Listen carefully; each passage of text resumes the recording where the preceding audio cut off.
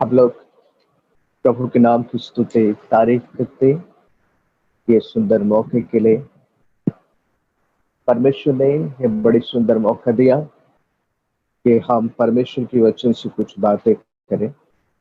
मैं डैनियल नाग आपके सामने कुछ परमेश्वर की वचन को लेकर मैं बातें करना चाहता हूँ। सो आइए हम प्रार्थना करें। स्वर्गीय पिता परमेश्वर, हम आपको धन्यवाद करते हैं ये सुंदर मौके के लिए।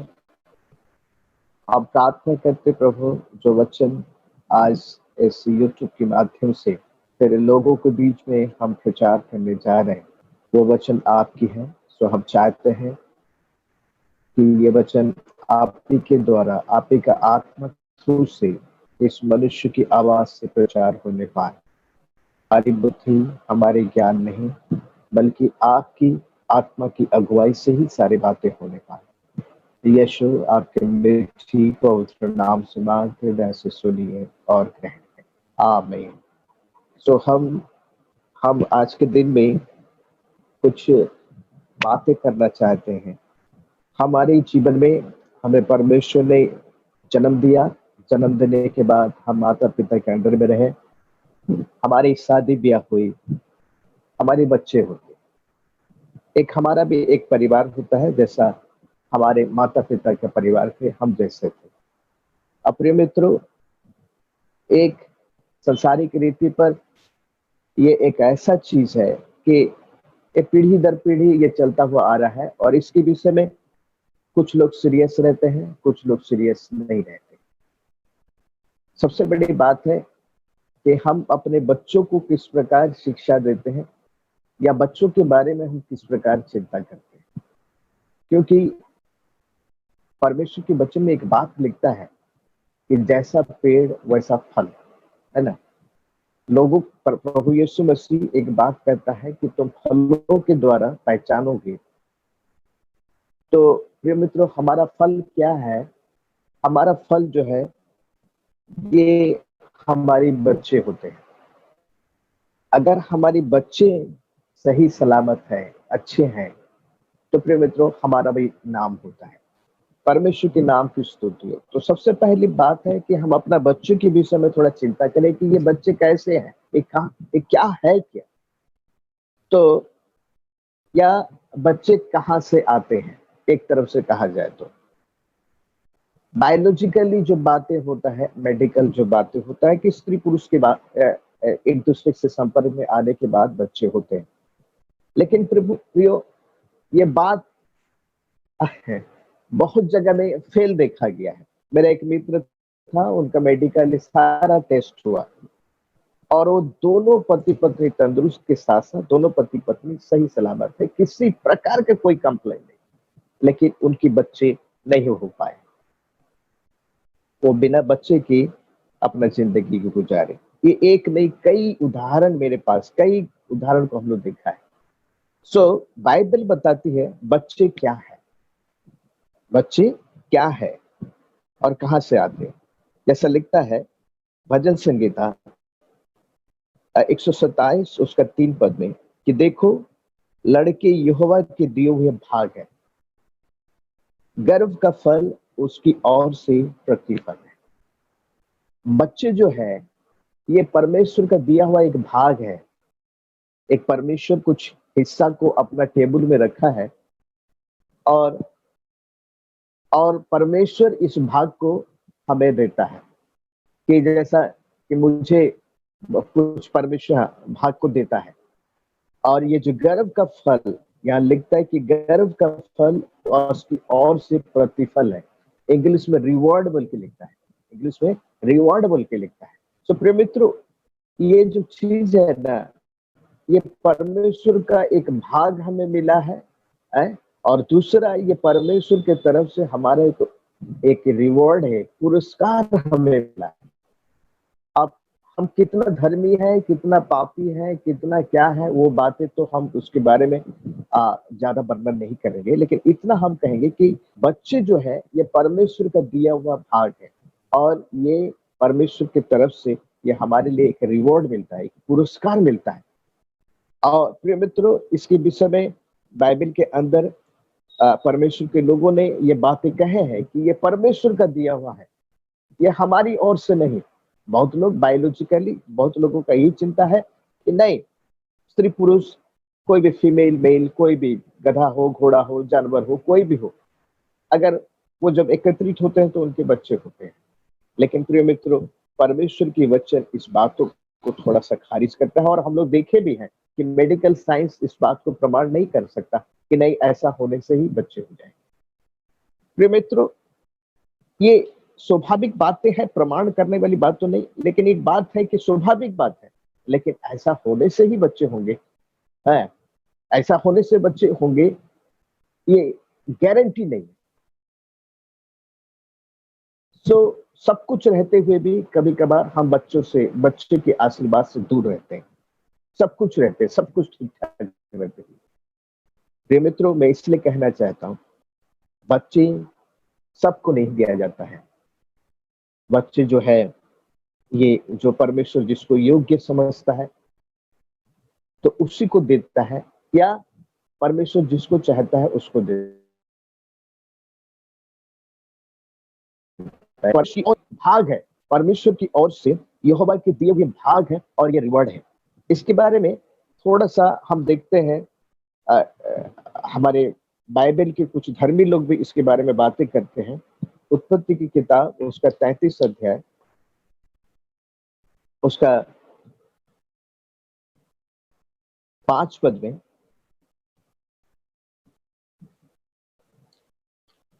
याकूब ने जब एसाव से मिलने गया था, उस समय एसाव ने कुछ बातों को पूछता है कि तब उसने आंखें उठाकर स्त्रियों और बच्चों को देखा और पूछा, ये जो तेरे साथ है वो एक कौन है? एसाव जो उसके बड़े भाई है, उससे भेंट करने के बाद पूछता, तो तब उस जगह में याकूब ने कहता है कि उसने कहा, ये तेरे दास के लड़के हैं जिन्हें परमेश्वर ने अनुग्रह करके मुझको दिया है। क्रिश्चियंस, मसीह लोगों का एक विश्वास है, और ये उस जमाने में जो परमेश्वर का दास था याकूब, वो कहता है कि परमेश्वर ने अनुग्रह करके मुझे दिए। मैंने मैं पाया हूं, ये बातें नहीं है, या ये मेरा बेटा है, या हम लोग सीधा कह देते कौन है, तो हम लोग सीधा कह देते कि ये मेरा लड़का है। लेकिन यहाँ याकूब ने बड़ी हम्बली एक बात को कहता है कि ये परमेश्वर की ओर से दिए हुए, मेरे परमेश्वर ने अनुग्रह करके मुझे दिया हुआ है। प्रिय मित्रों, ये सुंदर बातें हैं कि हम इतना जाने कि उत्पत्ति की किताब, उसका 40 अध्याय उसका 9 पद में भी हम लोग देखते हैं कि वह भी यूसुफ ने अपने पिता को यही बातें कहता है कि ये परमेश्वर ने दिए हैं। सो प्रिय मित्रों, हम इतना जाने अवश्य कि बच्चे जो है ये परमेश्वर की ओर से दिए हुए भाग है, और गर्भ का जो फल है ये परमेश्वर की ओर से हमारे लिए पुरस्कार है। अब इन बच्चों को लालन पालन कैसा करना है, इन बच्चों को लालन पालन कैसा करना है, सबसे बड़ी बात है कि बच्चे जो मिला है इसको हम लोग केयर कैसे लेना है। तो नीति वचन 13 अध्याय 14 पद में आप अगर देखिएगा, वहां पर एक बातें लिखता है कि किस तरह से हम बच्चों को लालन पालन करें। यहाँ जैसा लिखता है कि बुद्धिमानों को, 13 अध्याय 24 पद में जैसा लिखता है कि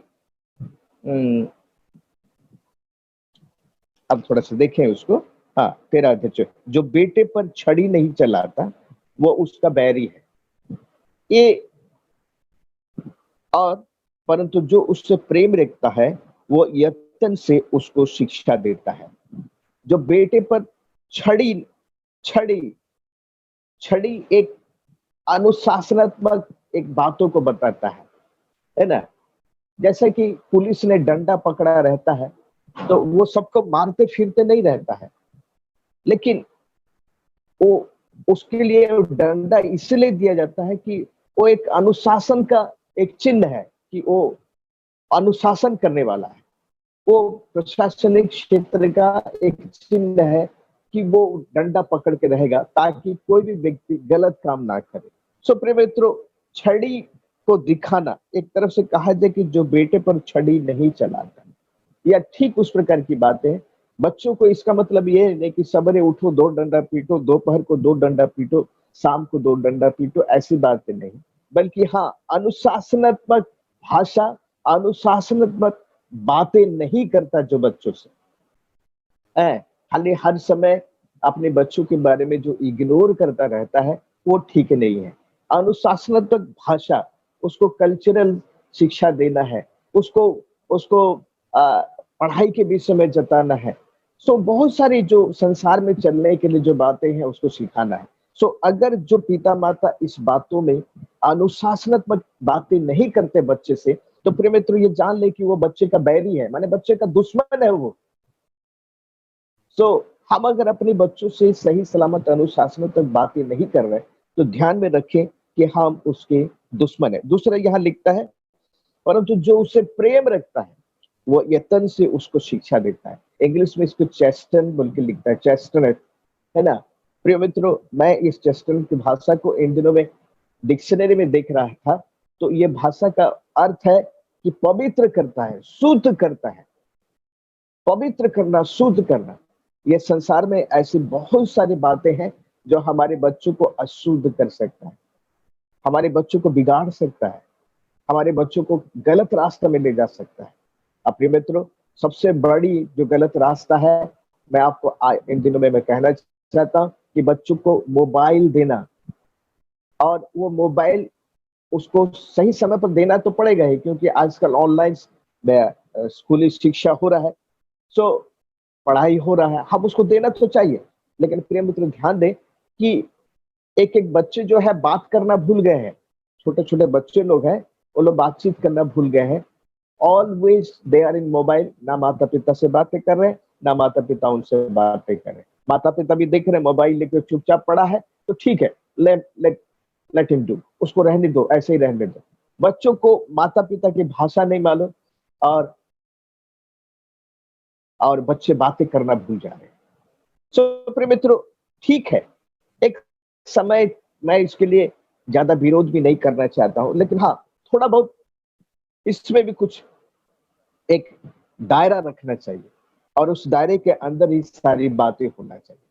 सो प्रिय मित्रों, यहाँ पर जो अनुशासनात्मक बातें नहीं करता, छड़ी मतलब यही है कि जो अनुशासनात्मक बातें नहीं करता है, प्रिय मित्रों ध्यान में दें कि वो व्यक्ति क्या करता है, उसका बैरी है, वो बैरी है, उसका दुश्मन है। और जो व्यक्ति उसे प्रेम रखता है, यहाँ लिखता है चेस्टनट, माने शुद्ध करता है, उसको पवित्र करता है, दुनिया की गंदगी से, तकलीफ की बातों से उसे दूर रखता है, कि ताकि मेरे बच्चे शुद्ध रहे, पवित्र रहे, अच्छा रहे। उसका जीवन शैली, उसकी बातचीत, उसके व्यवहार आचार, जैसे जैसे वो बढ़ेगा, एक शुद्धता को, एक पवित्रता को दर्शाएगा। सो प्रिय मित्रों, इस विषय को लेकर हम कितना ध्यान देते हैं, वो तो ईश्वर जाने। लेकिन हमारे लिए बच्चे जो है परमेश्वर का दिया हुआ भाग है, और गर्भ का जो फल है, ये परमेश्वर का दिया हुआ रिवॉर्ड है।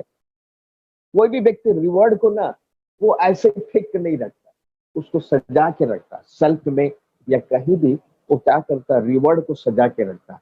कोई भी व्यक्ति जब उसके घर में आता है, तो वो दिखाता है, या उसको कोई पूछता है, तो ये रिवॉर्ड कहाँ से मिला था? तो वो बताता है कि मैं फलाना स्पोर्ट्स में जीता हूँ, या फलाना शिक्षा में जीता हूँ, या डिबेट कॉम्पिटिशन में जीता हूँ। वो बातों को वो दिखाता है। फिर मित्र, रिवॉर्ड को कोई ऐसे फेंक के या नेग्लेक्ट करके नहीं रहता। जैसा लेकिन आजकल हमारे माता-पिता जो है, इस रिवॉर्ड के विषय में इतना चिंता नहीं कर रहे हैं। मोबाइल दे रहे हैं, छोटे से बच्चों को भी मोबाइल दे रहे हैं, बस अपना जिम्मेदारी से दूर। बच्चा नहीं रो रहा, जाने दो यार, मोबाइल खेलने दो। मेरे मित्रों, फिर एक बार, मैं और बच्चा क्या कर रहा, नहीं कर रहा, उसके बारे में चिंता नहीं है। स्कूल गया, पढ़ने गया। सो मैं कहने का मतलब है कि हम अपना रिवॉर्ड को, परमेश्वर के द्वारा दिया हुआ ये रिवॉर्ड को हम कितना सजा के, कितना संभाल के रखे हैं, कि ताकि कोई आके देखे, तो इस रिवॉर्ड के बारे में पूछे, तो हम उसको जवाब दे सकें। प्रिय मित्रों, एक छोटी सी बात कह के मैं इसको अंत करना चाहता हूँ। नीति वचन में एक अजीब सा बातें लिखता है।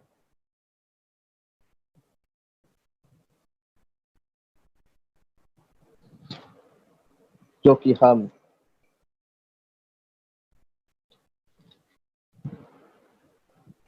17 अध्याय 6 पद को हम लोग देखें। बूढ़ों की सेवा शोभा, बूढ़ों की सेवा, 17 अध्याय नीति वचन 17 अध्याय 6 पद को फिर एक बार मैं कह रहा हूं, बूढ़ों की शोभा उनके नाती पोते हैं। हो गया, बूढ़ों की शोभा, वो ओल्ड एज में उनका नाती पोते हैं, उनकी शोभा। एक बूढ़ा को सुंदरता क्या है, बूढ़ा की सुंदरता क्या है, उसका नाती पोता है। अगर उसका नाती पोता है तो बूढ़ों को, एक बूढ़ा व्यक्ति को, एक ओल्ड एज व्यक्ति का वो इसकी सुंदरता है। लेकिन सेकंड सेंटेंस को देखिएगा, बाल बच्चों की शोभा, शोभा, यह माता पिता की शोभा नहीं लिखा है, बाल बच्चों की शोभा उनके माता पिता। बाल बच्चे सुंदर है, बाल बच्चे अच्छे हैं, उनका शोभा क्या है, उनकी माता पिता है। जिनकी माता पिता ठीक नहीं है, जिन बच्चों की माता पिता गैर जिम्मेदार है अपने बच्चों के विषय में, जिनके माता पिता गैर जिम्मेदार है अपनी सोसाइटी के विषय में, आत्मिक विषय में, कल्चरल विषय में गैर जिम्मेदारीपन रखते हैं, प्रिय मित्रों, वो बच्चों की शोभा कभी नहीं हो पाए, कभी नहीं हो पाए।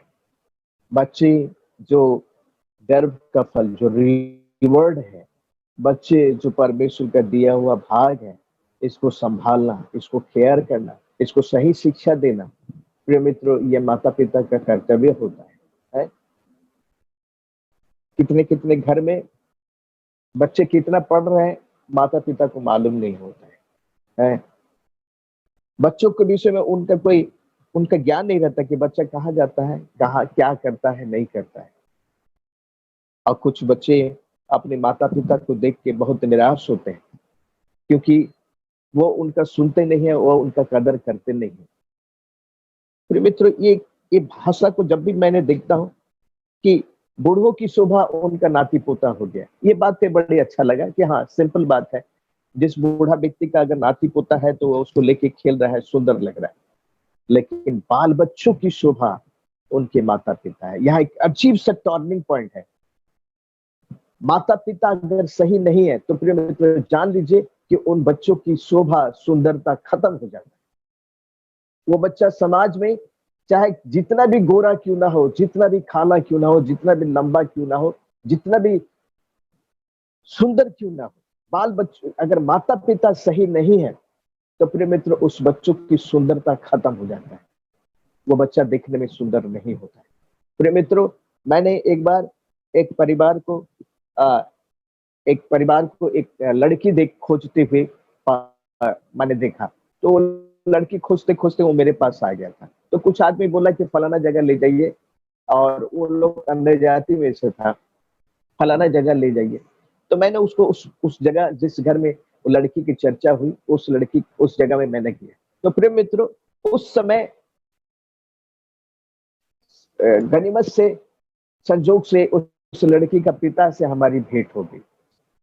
और जैसा भेंट हुआ तो उसका पिता जो है, उस लड़की का पिता जो है, वो उस समय ठीक परिस्थिति में नहीं था। यानी वो पी के भूत हो गया था, कहीं से पी खा के आ रहा था।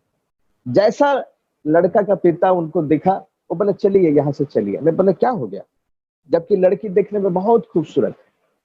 वो सीधे ही बोलता नहीं, चलिए यहाँ से। मैं अवश्य वहां जानबूझ के नहीं लेके गया था, लेकिन कोई बोला कि उसका लड़की अच्छा है, और वो आदमी जो सही में पीने खाने वाला व्यक्ति, ये भी मुझे पता नहीं था। लेकिन हाँ, अन्य जाति में से था, इसलिए मैं उनको इतना नोटिस कभी नहीं किया था। गरीब परिवार है, बच्चे लड़की लोग हैं, शादी हो जाएगा, ये एक सामाजिक और एक भलाई को सोच के मैं उनके घर में गया। उनको वो संजोग से लेके चला गया। तो कोई बोला, मैं लेके चला गया। मुझे लेकिन उस परिवार के बारे में कुछ पता नहीं। हाँ, कुछ लोग खाली इतना ही बोला था कि उस लड़की सुंदर है, अच्छा है, आप वहां ले जाइए। लेकिन जैसे उसके पिता को, उसका वो लड़का का पिता देखा, वो बोला नहीं, चलिए चलिए। तो मैंने बोला, मैंने ठीक है चले, बल्कि वो वापस आ गया। रास्ता में बोल रहा है कि मैं ऐसा पियक्कड़ व्यक्ति के साथ कभी भी रिलेशन नहीं रख सकता। उस पिता के पीने के चलते वो सुंदर लड़की की शादी उस दिन रुक गया। एक अच्छे घराने में जाने का जो विचार था वो रुक गया। मुझे बड़ी तकलीफ लगा उस समय कि माँ बाप की प्रभाव बच्चों के ऊपर कितना खतरनाक पड़ता है। मैं उस दिन अभी भी मुझे याद है, लड़की देखने में खूबसूरत लड़की, गोरी नारी होके एकदम जैसे कि बंगलों में वो लोग काम करते थे, वो लोग गरीब परिवार के थे। कोई बोलेगा उस बंगलों में का साहब का या वो ऑफिसर का बेटी है, वैसे ही है देख। लेकिन पिता के चलते उस लड़की की शादी की बातचीत उस दिन रुक गया। पता नहीं उसके बाद शादी हुआ कि नहीं हुआ। फिर उसके बाद मैंने ये बातों को टोटली बंद कर दिया। मैं किसी के घर में इस रिलेशन को लेके जाना या किसी को लेके आना, ये सारी बातों को मैं बंद कर दिया। मैं इसमें जाता नहीं हूँ। प्रिय मित्रों, मेरे कहना है कि माता पिता बच्चों की शोभा होते हैं। जो माता पिता अपनी जिम्मेदारी को समझते हैं, सामाजिक स्टेटस सारी वगैरह ठीक ठाक रखते हैं, वो बच्चों की शोभा होती है। इसलिए हमारी जो जिम्मेदारी है माता पिता की, उस जिम्मेदारी को हम बखूबी निभाएं। अपने बच्चों को सही समय पर शिक्षा दें, सही समय पर बातें करें उनसे। वचन में लिखता है कि बच्चों के मन में मूढ़ता भरी रहती है और अनुशासन के द्वारा वो उससे दूर जा सकती है। सो हम अपना जिम्मेदारी को समझे प्रयोग। आने वाली समय में हमारी पीढ़ी, हमारी बच्चे, हमारी ये देश सही होगा। हाँ, हमारा समाज एक स्वस्थ समाज होगा। ये सारी बातें जिम्मेदारी किसका है? एक माता पिता का है। और विलियम ने नेपोलियन जैसा कहा है कि मेरा देश में सबसे बड़ा इंपोर्टेंट व्यक्ति कौन है? मेरे देश की माँ है।